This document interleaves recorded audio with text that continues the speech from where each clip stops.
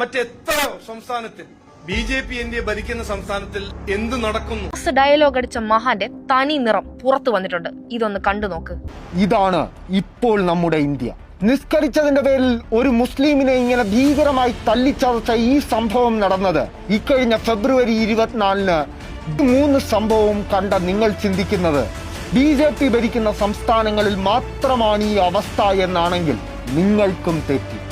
കോൺഗ്രസ് ഭരിക്കുന്ന തെലങ്കാനയിലാണ് ഈ മുസ്ലിം പെൺകുട്ടികളുടെ നിസ്കാരം ബജറംഗ് ദൾ ഭീകരർ തടയുകയും പെൺകുട്ടികളെ മർദ്ദിക്കുകയും ചെയ്തത്. കുട്ടികൾക്ക് കഴിക്കാൻ പ്ലേറ്റുകളില്ലാതെ അവർ പേപ്പർ തുണ്ടുകളിൽ ഫുഡ് കഴിക്കുന്ന ഈ രംഗം BJP 20 വർഷത്തോളമായി തുടർച്ചയായി ഭരിക്കുന്ന മോദിയുടെ സ്വന്തം നാട് BJP ഭരിക്കുന്ന സ്ഥലം, അവിടുത്തെ ദയനീയമായ അവസ്ഥയാണ് നമ്മൾ കാണുന്നത്.